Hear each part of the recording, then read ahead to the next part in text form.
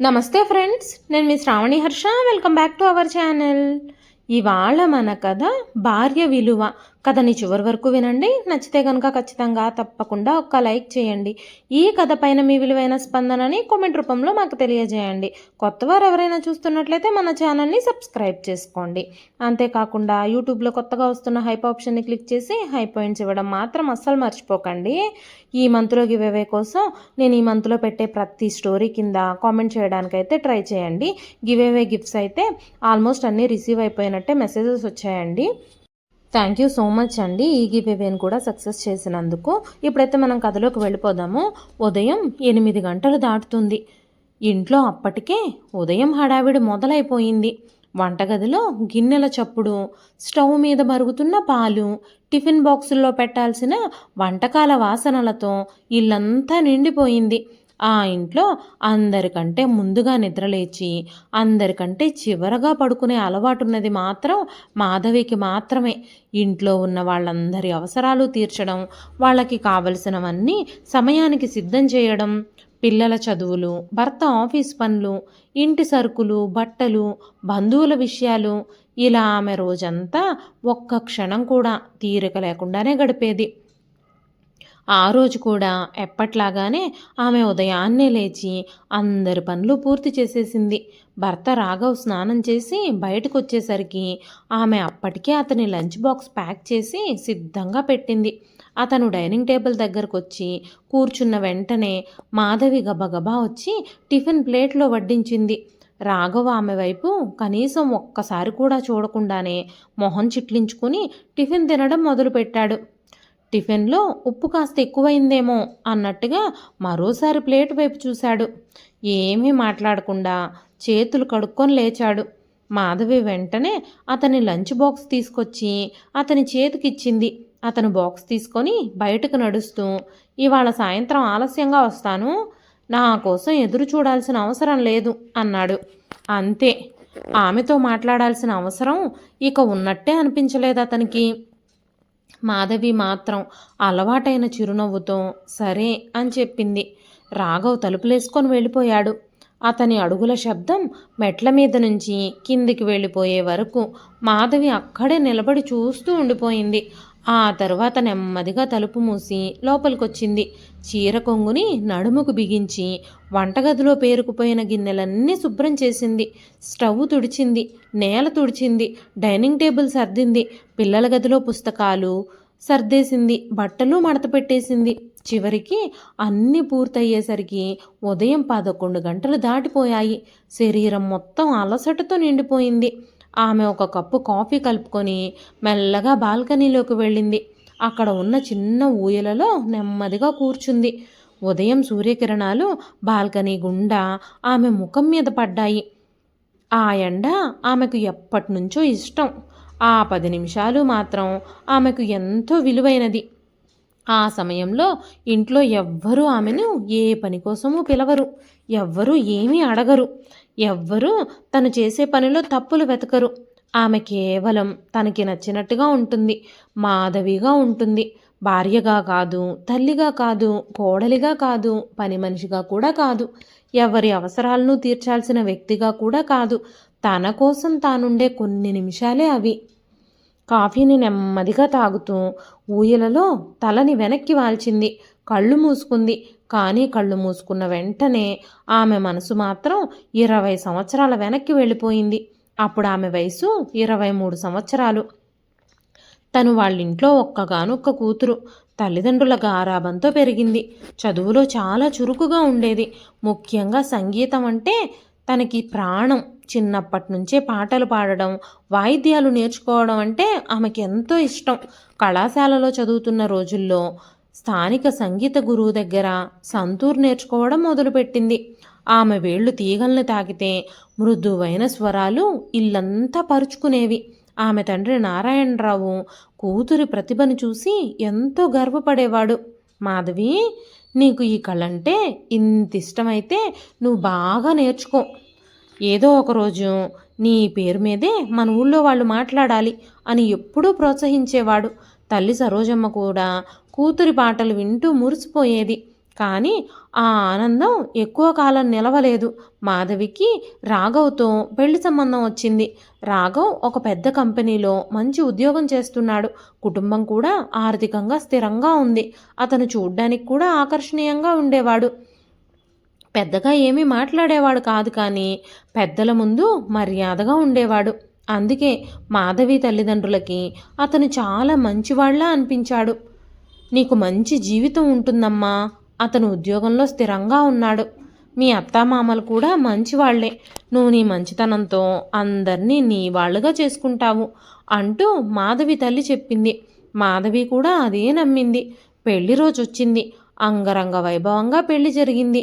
బంధువుల సందడి, మంగళ వాయిద్యాలు, పూల అలంకరణలు, నవ్వులు, కేరింతలు అన్నింటి మధ్య మాధవి పెళ్లిపీటల మీద కూర్చొని కొత్త జీవితానికి గురించిన కలలు కంది. రాఘవ్ తనను ఎంతో ప్రేమగా చూసుకుంటాడని, తన సంగీతాన్ని కూడా ప్రోత్సహిస్తాడని అనుకుంది.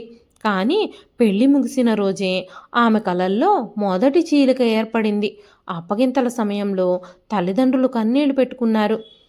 తల్లి కూతుర్ని కౌగలించుకొని, నువ్వెక్కడున్నా సంతోషంగా ఉండమ్మా. అత్తగారింట్లో అందరినీ ప్రేమగా చూసుకో. నువ్వు వాళ్ళకి ఎంత ప్రేమ పంచితే వాళ్ళు కూడా నిన్ను అలాగే ప్రేమగా చూసుకుంటారు. ఎవ్వరికీ ఏ లోటు రానివ్వకు. కష్టమేదైనా వస్తే కడుపులో దాచుకో అంటూ చెప్పింది. మాధవి కన్నీళ్లు తుడుచుకొని కొత్త ఇంటికి బయలుదేరింది. రాఘవ్ మాత్రం కారెక్కినప్పటి నుంచి ఒక్క మాట కూడా మాట్లాడలేదు. ఆమె ఏదైనా అడిగితే చిన్నగా సమాధానం ఇచ్చేవాడంతే. కారు అత్తగారింటి ముందు ఆగింది. గుమ్మం దగ్గర హారతిచ్చారు. కొన్ని సాంప్రదాయ కార్యక్రమాలు కూడా జరిగాయి. కానీ కొత్త కోడలు ఇంట్లోకి అడుగు పెడుతున్న ఆనందం మాత్రం ఎవ్వరి ముఖాల్లోనూ కనిపించలేదు. పెళ్లికొచ్చిన బంధువులందరూ అప్పటికే వెళ్ళిపోవడానికి తొందరపడుతున్నారు. ఇంట్లో పెళ్లి సమయంలో జరిగిన ఖర్చులు, ఏర్పాట్లలో జరిగిన లోపాలు గురించే మాట్లాడుకుంటున్నారు. మాధవి మాత్రం ఒక మూలన కూర్చొని తన కొత్త జీవితాన్ని అర్థం చేసుకోవడానికి ప్రయత్నిస్తూ ఉంది. రాత్రి భోజనం అయ్యాక ఆమెను రాఘవ్ గదిలోనికి పంపించారు. ఆమె గదిలోనికి వెళ్ళేసరికి రాఘవ్ మంచం మీద పడుకునున్నాడు. పెళ్లి అలసటతో నిద్రపోయాడేమోలే అనుకుంది తను. తను కూడా మౌనంగా ఒక మూలన కూర్చుంది. ఆ రోజు అతనితో మాట్లాడాలని, తన గురించి చెప్పాలని, తనకు సంగీతం అంటే ఎంత ఇష్టమో వివరించి చెప్పాలని అనుకుంది. కానీ ఆ అవకాశమే రాలేదు. రాఘవ్ ఆమెతో మాట్లాడడానికి పెద్దగా ఆసక్తి చూపలేదు. తన పని తాను చేసుకోవడం, తన అవసరాలు తను తీర్చుకోవడం అంతవరకే. పెళ్లి తర్వాత రోజులు గడిచే కొద్దీ మాధవికి అతని స్వభావం అర్థమవుతూ వచ్చింది. రాఘవ్కి భార్య అంటే తనతో కలిసి జీవించే ఒక మనిషి కాదు, తన ఇంటి పనులు చూసే వ్యక్తి, తన అవసరాలు తీర్చే వ్యక్తి, తనకి ఎదురు ప్రశ్నలు వేయకుండా తన మాట మాత్రమే వినే వ్యక్తి, అంతే. మాధవి మొదట్లో అతని ప్రవర్తనని అర్థం చేసుకోలేకపోయింది, అలవాటు పడలేకపోయింది. కొత్తగా పెళ్ళయింది కాబట్టి మొహమాటం కావచ్చు, ఉద్యోగంలో ఒత్తిడి కావచ్చు. కొన్ని రోజులు గడిస్తే అతనే మారిపోతాడు, నన్ను ప్రేమగా చూసుకుంటాడు అని తనను తానే ఓదార్చుకుంది. కొద్ది రోజుల తర్వాత రాఘవ్ ఉద్యోగం కారణంగా హైదరాబాద్కి మారాల్సి వచ్చింది. కంపెనీ ఇచ్చిన అపార్ట్మెంట్లో వాళ్ళిద్దరూ కొత్త జీవితం ప్రారంభించారు. కొత్త ఇల్లు కావడంతో మాధవికి ఎంతో ఉత్సాహంగా అనిపించింది. ఇక నుంచి మన సంసారం మన చేతుల్లోనే ఉంటుంది, నేను ప్రేమగా చూసుకుంటే రాఘవ్ కూడా నన్ను అర్థం చేసుకుంటాడు అని అనుకుంది. రాఘవ్ ఆఫీస్కు వెళ్ళే మొదటి రోజు ఆమె తెల్లవారుజామునే లేచింది. అన్నం, కూర, పప్పు, పెరుగు, అతనికి ఇష్టమైన స్వీట్ కూడా చేసింది. లంచ్ బాక్స్లో అన్నీ జాగ్రత్తగా సర్దిపెట్టింది. అతను టిఫిన్ చేస్తూ ఉండగా మాధవి అతని ముఖం వైపు చూస్తూ, టిఫిన్ బావుందా అంటూ మెల్లగా అడిగింది. రాఘవ్ తల ఎత్తకుండానే అన్నాడు. ఆ ఒక్క మాటనే ఆమె చాలా పెద్ద ప్రశంసగా భావించింది. అతను ఆఫీస్కు వెళ్ళిపోయిన తర్వాత రోజంతా ఇంటి పనులు చేస్తూ ఇల్లంతా సర్దుకుంటూ గడిపింది. సాయంత్రం అతను వచ్చేసరికి తన వంట గురించి ఏమైనా చెబుతాడేమోనని, తనని పొగుడుతాడేమోనని ఎదురు చూసింది. కానీ రాఘవ్ ఇంట్లోకి అడుగు పెట్టగానే లంచ్ బాక్స్ను టేబుల్ మీద గట్టిగా పెట్టాడు. ఇదేంటి, ఏం పెట్టావు నువ్వు లంచ్ బాక్స్లో అన్నాడు. మాధవి భయంగా చూసింది. ఏమైంది అన్నట్టుగా చూసింది. ఆఫీస్కి వెళుతున్నానా నేను, లేదంటే పిక్నిక్కి వెళుతున్నానా? ఇన్ని వంటకాలు ఎందుకు పెట్టావు? నెల రోజుల కోసం తెచ్చిన సరుకులన్నీ వారం రోజుల్లోనే ఖాళీ చేసేస్తావా అని కోపంగా అన్నాడు. మీకు అవన్నీ నచ్చుతాయని నేను అనుకున్నాను అని మాధవి మెల్లగా చెప్పింది. మీ ఇంట్లో ఇలా వృధా చేయడం నేర్పించారా నీకు అన్నాడు. ఆ మాట ఆమె గుండెల్లో బలంగా తాకింది. తన తల్లిదండ్రుల్ని కూడా అవమానించినట్టుగా అనిపించింది. ఆమె ఏమీ మాట్లాడకుండా వంటగదిలోకి వెళ్ళిపోయి కన్నీళ్లు పెట్టుకుంది. ఆ రోజు రాత్రి ఆమె తల్లి చెప్పిన మాటలు తనకి గుర్తుకొచ్చాయి. కొత్త సంసారంలో మొదట్లో చిన్న చిన్న ఇబ్బందులుంటాయి. ఓపిగ్గా ఉండమ్మా, నీ భర్త నిన్ను మెల్లమెల్లగా అర్థం చేసుకుంటాడు. ఆ మాటలు నమ్ముకొని మాధవి మరోసారి తన మనసుకు సర్ది చెప్పుకుంది. కానీ రోజులు గడిచే కొద్దీ పరిస్థితులు దిగజారాయే తప్ప మెరుగుపడనే లేదు. ఆమె ఏ పని చేసినా రాఘవ్కి తప్పే కనిపించేది. కూరలో ఉప్పు ఎక్కువైనా ఆమె తప్పే, తక్కువైనా ఆమె తప్పే. బట్టలు సరిగ్గా ఇస్త్రీ చేయకపోయినా ఆమె తప్పే. కరెంటు బిల్లు ఎక్కువ వచ్చినా ఆమె తప్పే. ఇంట్లో ఎవరు అనారోగ్యానికి గురైనా ఆమె చూసుకోలేదని ఆమెదే తప్పు అన్నట్టుగా మాట్లాడేవాడు. ఒకరోజు రాఘవ్ ఆఫీస్ సహోద్యోగులను ఇంటికి భోజనానికి పిలిచాడు. మాధవి ఉదయం నుంచి ఎన్నో వంటలు చేసింది. అతిథులు వచ్చిన తర్వాత అందరూ భోజనం చేస్తూ ఉండగా ఆమె వంటను ప్రశంసించారు. మాధవి గారు చాలా బాగా వంట చేస్తారు అని ఒకరు అన్నారు. రాఘవ్ మాత్రం నవ్వుతూ, అదృష్టం ఉంటే వంట ఎవరికైనా వస్తుంది, ఇంట్లో ఇంకేం చేయాలి కాబట్టి అదే చేస్తుంది, తనకింకా వేరే పని ఏమైనా ఉందా ఏమిటి, వంట చేయడం ఇంటిని చూసుకోవడమే కదా తన పని అన్నాడు. అందరూ నవ్వారు. మాధవి కూడా నవ్వినట్టుగా నటించింది. కానీ ఆమె గుండెల్లో మాత్రం ఏదో విరిగిపోయింది. బయట వాళ్ల ముందు భార్యని గౌరవించాలి అన్న కనీస భావన కూడా తన భర్తలో లేదు అని తనకు అర్థమైంది. అయినా ఆమె తనని తాను ఓదార్చుకుంది. అతను ఇలా ఉన్నా నాకు పిల్లలు పుడితే మారిపోతాడేమోలే, పిల్లలొస్తే కుటుంబం మీద ప్రేమ పెరుగుతుంది అని అనుకుంది. కొంతకాలానికి ఆమె తల్లి కాబోతున్నాను అన్న వార్త తెలిసింది. ఆ వార్తని భర్తతో చెప్పడానికి రాఘవ్ ఇంటికొచ్చే వరకు ఆమె ఎంతో ఆతృతగా ఎదురుచూసింది.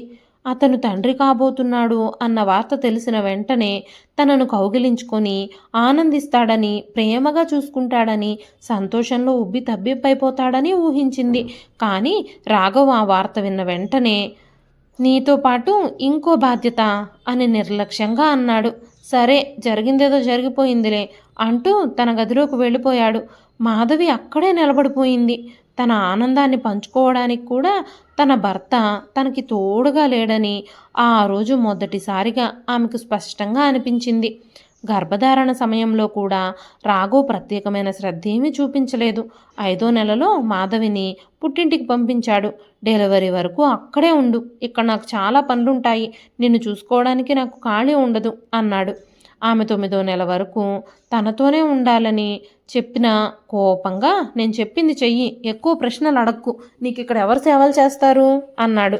మాధవి నిశ్శబ్దంగా పుట్టింటికి వెళ్ళిపోయింది. అక్కడ తల్లి తండ్రి ఆమెను కంటికి రెప్పలా చూసుకున్నారు. కొద్ది రోజుల్లోనే ఆమెకు ప్రసవ వేదనలు మొదలయ్యాయి. నొప్పులు రాగానే ఆసుపత్రికి తీసుకెళ్లారు. గంటల తరబడి నొప్పులు భరించిన తర్వాత ఒక ఆడపిల్ల, ఒక మగపిల్లాడు, ఇద్దరూ కమల పిల్లలు జన్మించారు. తల్లి తండ్రి అన్నయ్య ఆనందంతో కన్నీళ్లు పెట్టుకున్నారు. మాధవి మాత్రం తన పిల్లల్ని చూసి తన జీవితానికి కొత్త అర్థం దొరికింది అనుకుంది. భర్తకి ఫోన్ చేసి కమల పిల్లలు పుట్టారని చెప్పారు. రాఘవ్ వచ్చాడు. పిల్లల్ని చూసి సంతోషించినట్టు కనిపించినా మాధవిని చూసి ప్రత్యేకంగా ఏమీ మాట్లాడలేదు. నువ్వెలా ఉన్నావు, అంతా బాగానే ఉందా అని కూడా అడగలేదు. 2 రోజులుండి తిరిగి వెళ్ళిపోయాడు. పిల్లలకి 3 నెలలు వచ్చిన తర్వాత మాధవిని హైదరాబాద్ తీసుకురమ్మని తన అన్నయ్యతో చెప్పాడు. 3 నెలలు పుట్టింట్లో తల్లి సహాయంతో పిల్లల్ని చూసుకుంది మాధవి. చివరికి తిరిగి భర్త దగ్గరకు వచ్చింది. 2 చిన్నపిల్లలు, ఇంటి పనులన్నీ చేసి రాత్రిపూట పిల్లల ఏడుపులతో నిద్రలేక గడుపుతూ పగలు వంట, బట్టలు, ఇల్లు శుభ్రం చేయడం ఇవన్నీ చేస్తూ ఉండేది. రాఘవ్ మాత్రం తన పనుల్లో తానుండేవాడు. ఎప్పుడూ మాధవికి హెల్ప్ చేసేవాడే కాదు.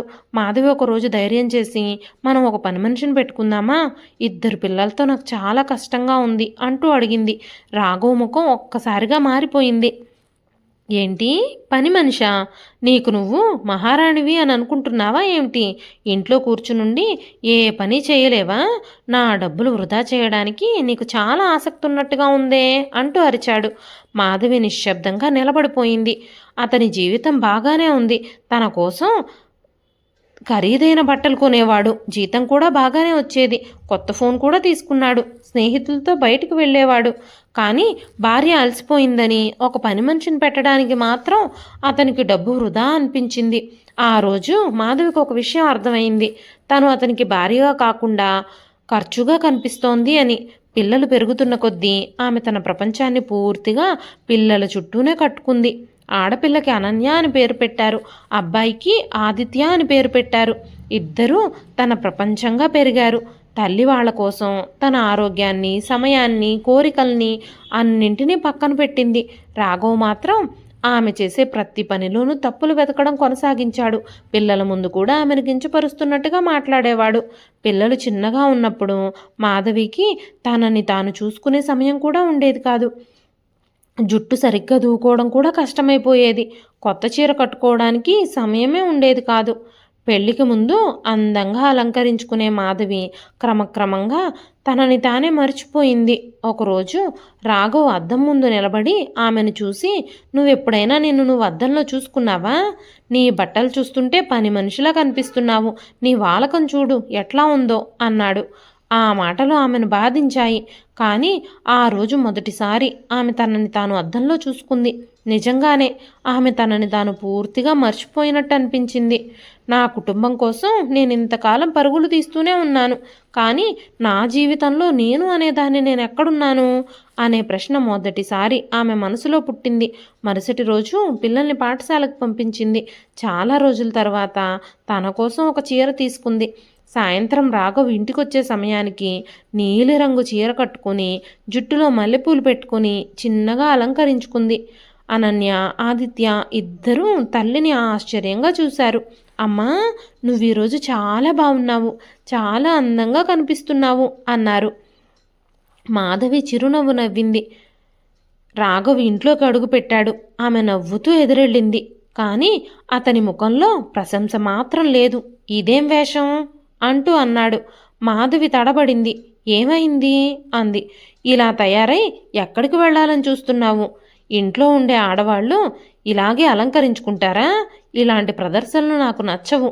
బజారు వాళ్ళలాగా తయారయ్యి నవ్వుతూ పూలు పెట్టుకుని తిరుగుతున్నావా అన్నాడు. మాధవి కళ్ళల్లో ఒక్కసారిగా నీళ్లు చేరాయి. పిల్లల్ని తీసుకొని గదిలోకి వెళ్ళిపోయింది. ఆ రాత్రి ఆమె చాలా ఏడ్చింది.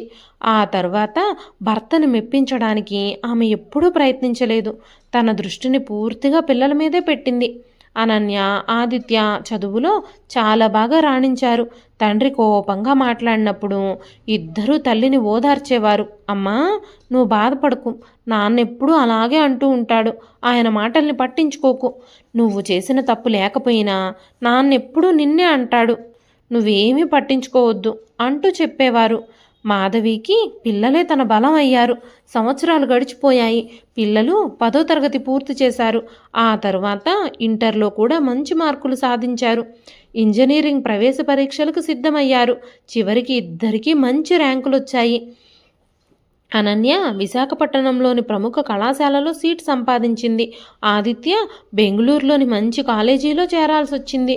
ఇద్దరూ హాస్టల్కి వెళ్లాల్సిన రోజులు దగ్గర పడుతున్న కొద్దీ మాధవికి భయం పెరిగింది. 20 సంవత్సరాలుగా తన చుట్టూ తిరిగిన పిల్లలు ఒక్కసారిగా దూరంగా వెళుతున్నారు. ఇంట్లో మిగిలేది తను, తన భర్త రాఘవ్ మాత్రమే. పిల్లలు లేని ఇంట్లో తన ఒంటరితనం ఎలా ఉంటుందో ఊహించుకుంటే ఆమెకు ముందుగానే భయం వేసింది. హాస్టల్కి బయలుదేరే రోజు ఇద్దరూ తల్లి దగ్గరకు వచ్చారు. అనన్య చేతిలో ఒక పొడవాటి పెట్టుంది. అమ్మా, నీకోసం మేము ఒక బహుమతి తీసుకొచ్చాం అంది. మాధవి ఆశ్చర్యంగా పెట్టి తెరిచింది. అందులో అందమైన సంతూరుంది. ఆమె కళ్ళు ఒక్కసారిగా పెద్దవయ్యాయి. 20 సంవత్సరాల క్రితం తన వేళ్లల్లో పలికిన ఆ సంగీతం ఒక్కసారిగా గుర్తుకొచ్చింది. పెళ్లి తర్వాత తాను ముట్టుకొని తన కలని పిల్లలు తిరిగి తన చేతుల్లో పెట్టారు అనిపించింది. ఇదెక్కడిది అని మాధవి కన్నీళ్లతో అడిగింది. ఆదిత్య నవ్వుతూ, ఎప్పటినుంచో మా పాకెట్ మనీలో కొంత కొంత దాచుకున్నామమ్మా. సెలవుల్లో చిన్నపిల్లలకి ట్యూషన్లు చెప్పి సంపాదించిన డబ్బు కూడా దీనికోసమే ఖర్చు పెట్టాము. నువ్వు ఎప్పుడూ మా కోసం మాత్రమే జీవించావు. మేము హాస్టల్కి వెళ్ళిపోయిన తర్వాత నువ్వు ఒంటరిగా మారిపోతావు అన్న విషయం మాకు తెలుసు. అందుకే ఈ ఒంటరితనాన్ని నువ్వు నీకు నచ్చిన పనితో భర్తీ చెయ్యాలి అన్నాడు. అనన్య తల్లిని కౌగిలించుకొని, అమ్మా, నువ్వు చిన్నప్పుడు సంగీతం నేర్చుకున్నావని అమ్మమ్మ చెప్పింది. నువ్వు మళ్ళీ వాయించాలి, నువ్వు సంతోషంగా ఉండాలి అంది. మాధవి సంతూర్ని గుండెలకి హత్తుకుంది. ఆ రోజు ఆమెకి కన్నీళ్లే ఆగలేదు. కానీ అవి బాధతో వచ్చిన కన్నీళ్లు కాదు, తనని ఒక మనిషిగా చూసిన తన పిల్లల ప్రేమకొచ్చిన కన్నీళ్లు. రాఘవ్కి కనిపించకుండా ఆమె సంతూర్ని జాగ్రత్తగా దాచింది. అతను ఆఫీస్కి వెళ్ళిన తర్వాత మాత్రమే బయటికి తీసి మెల్లగా సాధన చేయడం మొదలుపెట్టింది. మొదటి రోజుల్లో వేళ్ళు గట్టిగా నొప్పి పుట్టాయి. చాలా సంవత్సరాలుగా వాయించకపోవడంతో స్వరాలు సరిగ్గా రావడం లేదు. అయినా ఆమె ఆగలేదు.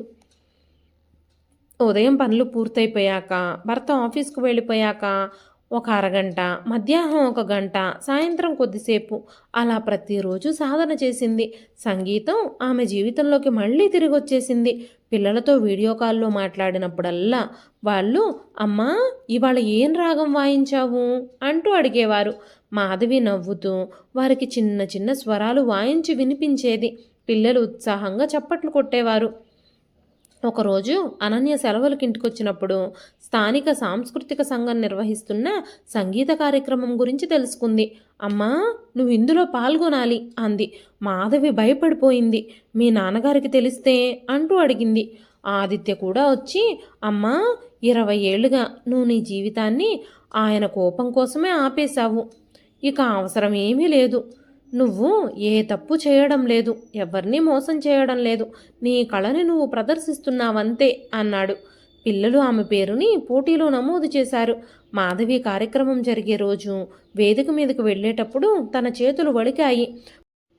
పైకి వెళ్ళి ప్రేక్షకుల ముందు కూర్చోగానే వందలాది మంది అక్కడ కనిపించగానే ఆమెకు భయం భయంగా అనిపించింది. కానీ సంతూర్ని చేతిలోకి తీసుకున్న క్షణం ఆమెకు తన గురువు గుర్తుకొచ్చారు. తన తండ్రి మాటలు గుర్తుకొచ్చాయి. పెళ్లికి ముందు తను కన్న కలలు గుర్తుకొచ్చాయి. తాను కోల్పోయిన 20 సంవత్సరాలు గుర్తుకొచ్చాయి. ఆమె మొదటి స్వరం పలికించింది. ఆ తరువాత సంగీతం ఆమెను పూర్తిగా తనలోకి తీసేసుకుంది. కార్యక్రమం ముగిసే వరకు ప్రేక్షకులు నిశ్శబ్దంగా విన్నారు.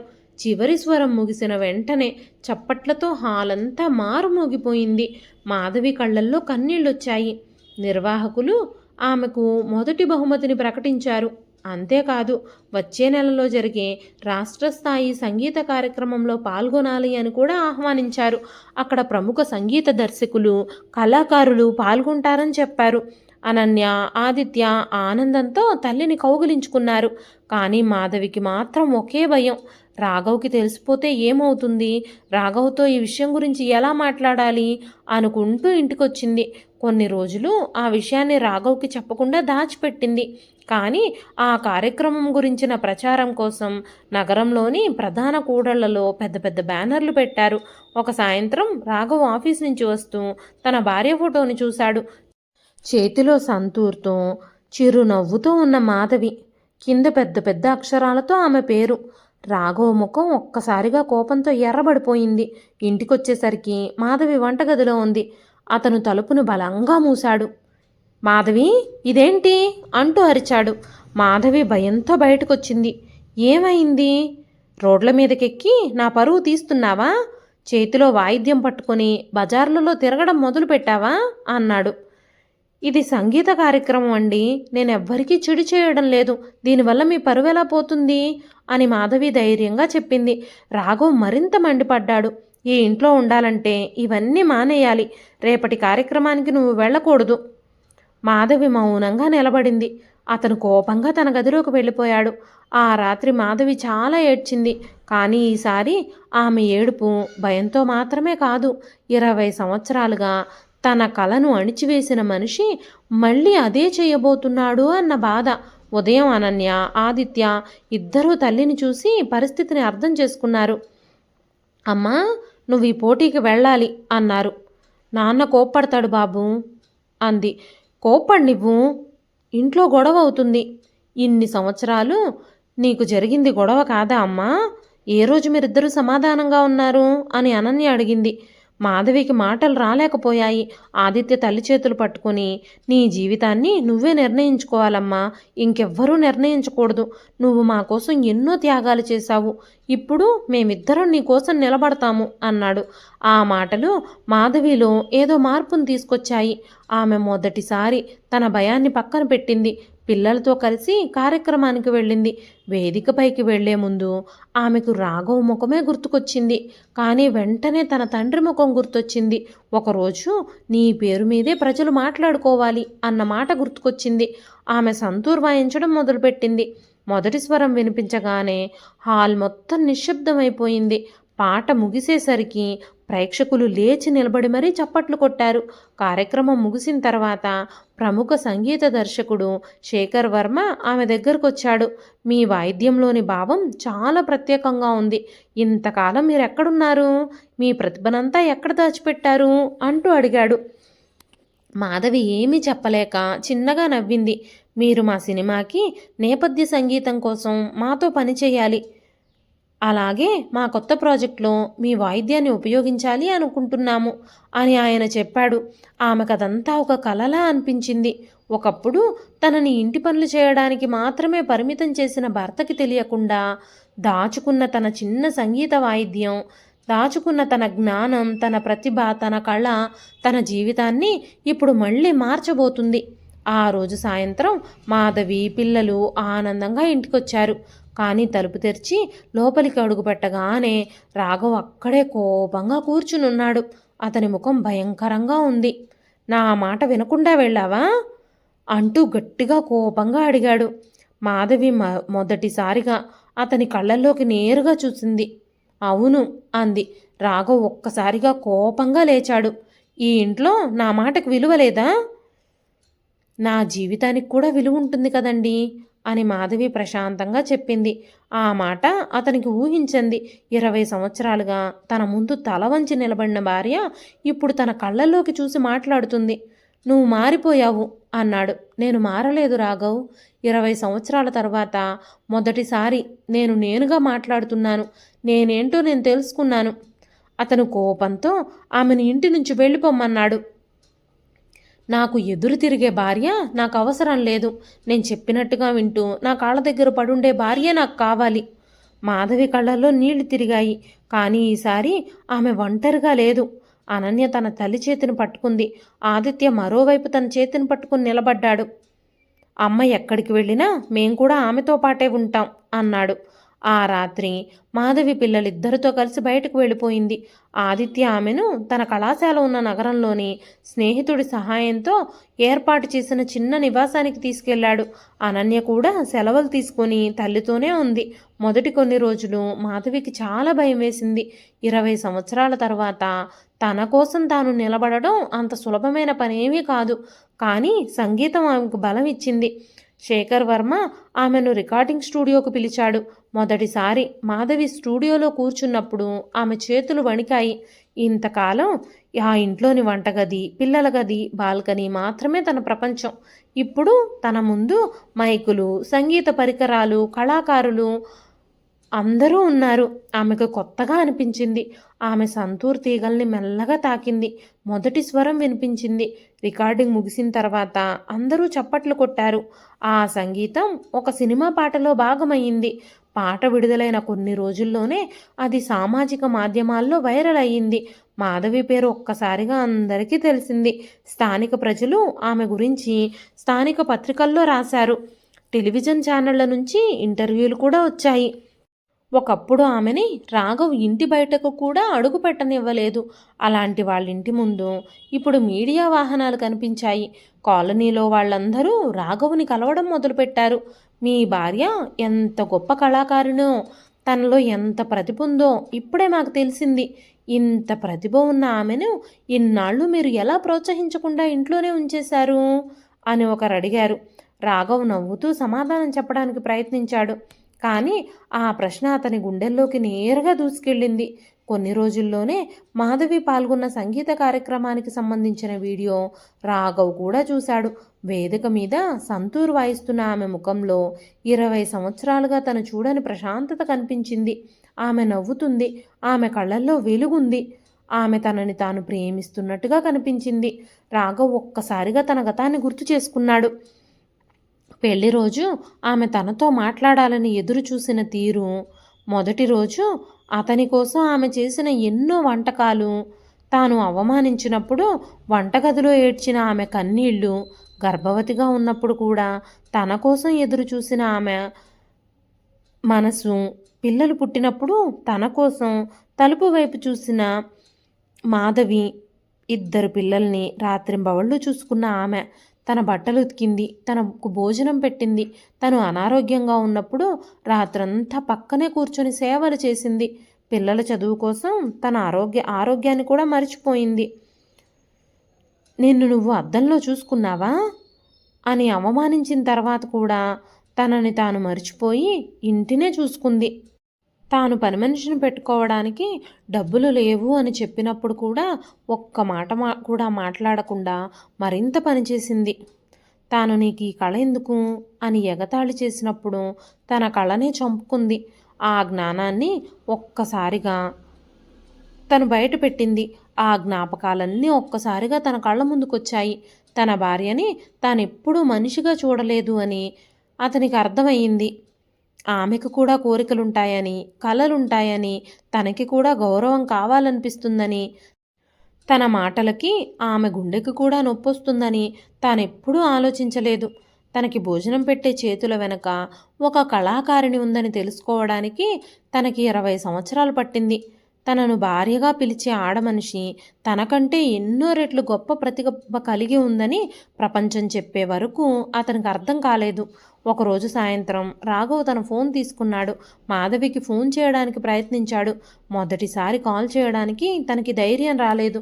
మళ్ళీ ప్రయత్నించాడు. ఫోన్ మోగుతూనే ఉంది. చివరికి అనన్య ఫోన్ ఎత్తింది. హలో అనన్య, అమ్మ నీ దగ్గరే ఉందా? అతని గొంతులో ఇంతవరకు లేని సంకోచం ఉంది. నేను మీ అమ్మతో మాట్లాడాలి. అనన్య ఫోన్ తన తల్లి చేతికిచ్చింది. మాధవి ఫోన్ తీసుకునే ముందు కొద్దిసేపు ఆలోచించింది. రాఘవ్ మళ్ళీ తనని నిందించడానికో, తనని తిట్టడానికో, అవమానించడానికో ఫోన్ చేశాడేమో అనుకుంది. చివరికి ఫోన్ చెవి దగ్గర పెట్టుకుంది. అవతల కొన్ని క్షణాల నిశ్శబ్దం తర్వాత రాఘవ్ గొంతు వినిపించింది. హలో మాధవి. ఆమె గుండె ఒక్కసారిగా బరువెక్కిపోయింది. ఏమిటి అంది. నన్ను క్షమించు మాధవి. ఆ 2 మాటలు విన్న వెంటనే ఆమెకు ఏం మాట్లాడాలో కూడా అర్థం కాలేదు. 20 సంవత్సరాలుగా తన భర్త నోటి నుంచి తాను ఎప్పుడూ వినని మాటలవి. రాఘవ్ కొనసాగించాడు. నిన్ను భార్యగా కాకుండా పని మనిషిలా చూశాను. నిన్ను భార్యగా గౌరవించలేదు. నీకు మనసుందని, నీకు కూడా కలలున్నాయని నేను ఆలోచించలేదు. నువ్వు నా ఇంటి పనులు చేయడానికి మాత్రమే ఉన్నావని అనుకున్నాను. నువ్వు పిల్లల్ని పెంచిన విధానం కూడా నేనెప్పుడూ గుర్తించలేదు. నువ్వు నన్ను మెప్పించడానికి ఎన్నోసార్లు ప్రయత్నించావు. నేను ప్రతిసారి నిన్ను అవమానించాను. ఇప్పుడు ప్రపంచం నీ ప్రతిభను గుర్తించిన తర్వాతే నేను నీ విలువను తెలుసుకున్నాను. నిజం చెప్పాలంటే ప్రపంచం గుర్తించకపోయినా నేను ముందే తెలుసుకోవాల్సింది. కానీ నేను తెలుసుకోలేకపోయాను. అది నా జీవితంలో నేను చేసిన పెద్ద తప్పు. మాధవి కళ్ళ నుంచి కన్నీళ్లు జారాయి. రాఘవ్ గొంతు మరింత వణికింది. నువ్వు తిరిగి నా దగ్గరికి రావాలని నేను నిన్ను బలవంతం చెయ్యను. నువ్వు ఏ నిర్ణయం తీసుకున్నా నేను ఆ నిర్ణయాన్ని గౌరవిస్తాను. కానీ ఒక్కసారైనా నన్ను క్షమించాను అని చెప్పు. మాధవి వెంటనే ఏ సమాధానమూ ఇవ్వలేదు. ఆమె తన జీవితాన్నంతటినీ ఒక్కసారిగా తలుచుకుంది. ఒకప్పుడు తన భర్త నుంచి ఒక చిన్న ప్రశంస కోసం ఎదురు చూసిన రోజులన్నీ తనకు గుర్తొచ్చాయి. ఇప్పుడు ప్రపంచం మొత్తం తనని ప్రశంసిస్తుంది. కానీ తనకు కావలసింది ప్రపంచంలో అందరి ప్రశంసలు మాత్రమే కాదు, తనతో జీవించిన మనిషి తనను ఒక మనిషిగా గుర్తించడమే. రాఘవ్ అని ఆమె నెమ్మదిగా పిలిచింది. నేను మీ మీద కోపంగా లేను, కానీ 20 సంవత్సరాల బాధ ఒక్క రోజులో మాయమైపోదు కదా. నన్ను మిమ్మల్ని క్షమించమంటే నేను క్షమించగలను, కానీ నన్ను మళ్ళీ మీరు గౌరవించగలరా అంటూ అడిగింది. అవతల కొంతసేపు నిశ్శబ్దం. ఇక నుంచి నిన్ను గౌరవించడమే కాదు మాధవి, నిన్ను నువ్వుగా జీవించడానికి నా వంతు సహాయం చేస్తాను అన్నాడు రాఘవ్. మాధవి ఒక్కసారిగా కళ్ళు మూసుకుంది. ఆమె మనసులో ఎన్నో భావాలు కలిసిపోయాయి. ఆ ఫోన్ సంభాషణ వెంటనే వారి జీవితాన్ని మళ్ళీ పాత స్థితికి తీసుకురాలేదు. కానీ రాఘవ్లో మార్పు మొదలయ్యింది.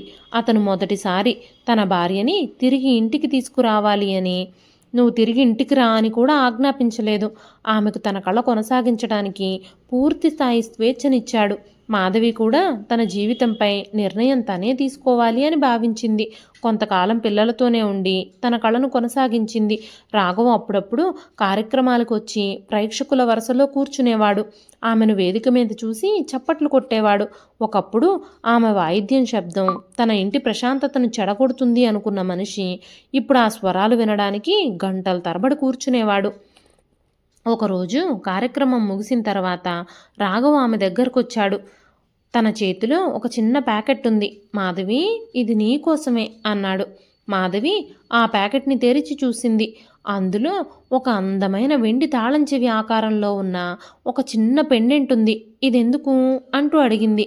రాఘవ్ మెల్లగా నవ్వాడు. ఇది నీకు నేను ఇవ్వగలిగిన క్షమాపణకి గుర్తు కాదు.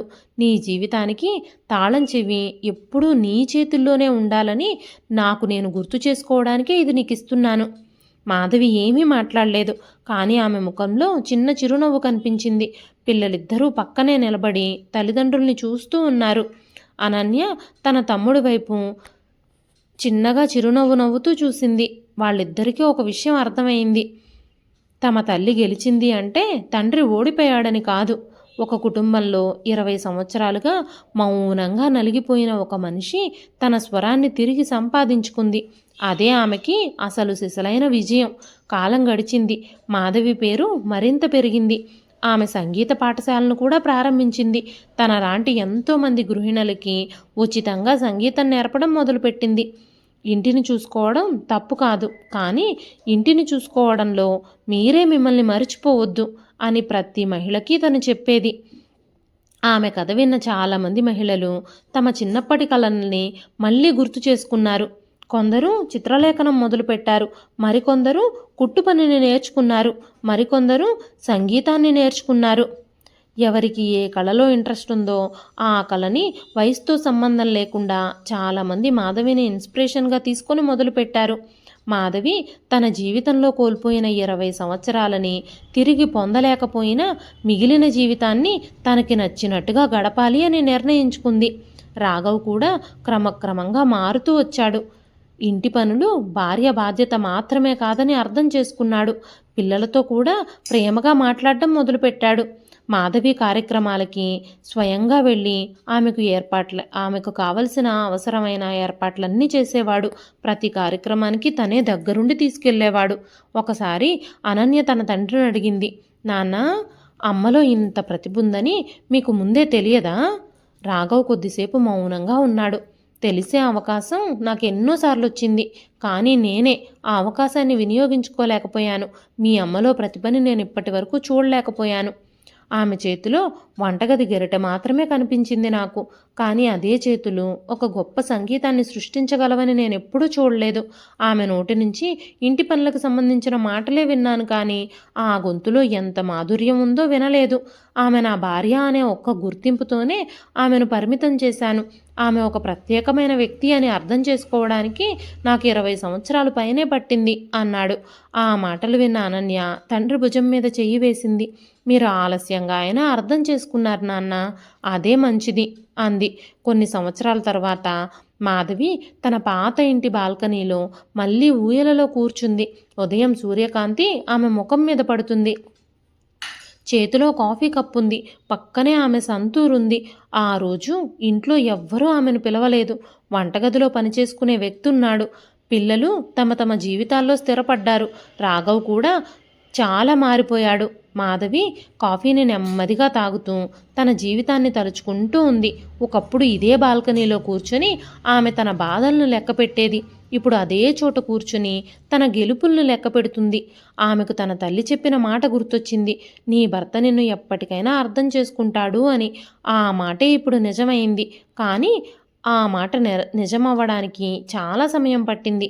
చాలా ఆలస్యంగా తన భర్త తనను అర్థం చేసుకున్నాడు. అయితే ఆ ఆలస్యాన్ని తన జీవితానికి ముగింపుగా కాకుండా కొత్త ప్రారంభంగా మార్చుకుంది మాధవి. తన విలువని భర్త గుర్తించే వరకు ఎదురు చూడలేదు. ప్రపంచం గుర్తించే వరకు కూడా ఎదురు చూడలేదు. ముందుగా తన విలువని తానే గుర్తించుకుంది. అదే ఆమె జీవితాన్ని మార్చిన అసలైన క్షణం. ఆమె సంతూర్ని చేతిలోకి తీసుకొని ఒక మృదువైన స్వరం పలికించింది. ఆ స్వరం బాల్కనీ దాటి తన ఇల్లంతా వ్యాపించింది. వంటగదిలో పనిచేస్తున్న రాఘవ్ ఒక్కసారిగా ఆగిపోయాడు. ఆ స్వరం విని చిరునవ్వు నవ్వాడు. ఒకప్పుడు అదే స్వరం తనకి ఇబ్బందిగా అనిపించేది. ఇప్పుడు అదే స్వరం తన జీవితంలో తాను చేసిన అతిపెద్ద తప్పుని ప్రతిరోజు గుర్తు చేస్తుంది. కానీ ఆ గుర్తులు ఇప్పుడు బాధని కలిగించేవి కాదు. తన భార్యని ఎట్టకేలకి ఒక సంపూర్ణమైన మనిషిగా చూడడం నేర్చుకున్నాను అనే సంతృప్తిని కలిగిస్తున్నాయి. మాధవి మాత్రం సంగీతంలో మునిగిపోయింది. ఆమె వేళ్ళు తీగల్ని తాకుతున్న కొద్దీ ఒక కొత్త ఉదయం పుడుతున్నట్టుగా అనిపించింది. ఆమె జీవితంలో 20 సంవత్సరాలు మౌనంగా గడిచిపోయాయి. కానీ మిగిలిన సంవత్సరాలు మాత్రం ఆమె స్వరాలతో నిండిపోయాయి. ఆమె కథ ఒక భర్త తన భార్య విలువ తెలుసుకున్న కథ మాత్రమే కాదు, తనని తాను కోల్పోయిన ఒక మహిళ తన విలువను తానే తిరిగి కనుగొన్న కథ.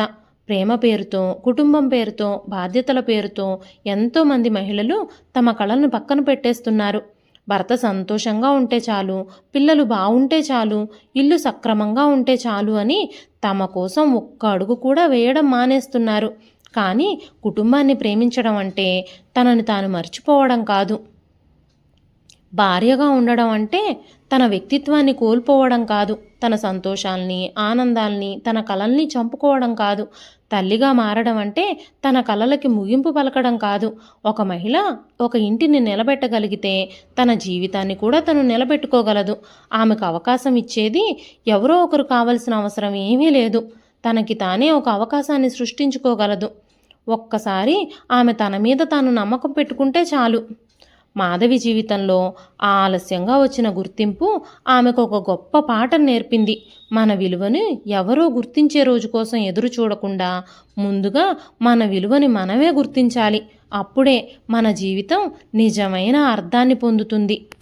ఇదండి ఈరోజు కథ. ఈ కథ మీకు ఎలా అనిపించింది? కథ నచ్చితే ఒక లైక్ చేయండి. ఈ కథ పైన మీ విలువైన స్పందనని కామెంట్ రూపంలో మాకు తెలియజేయండి.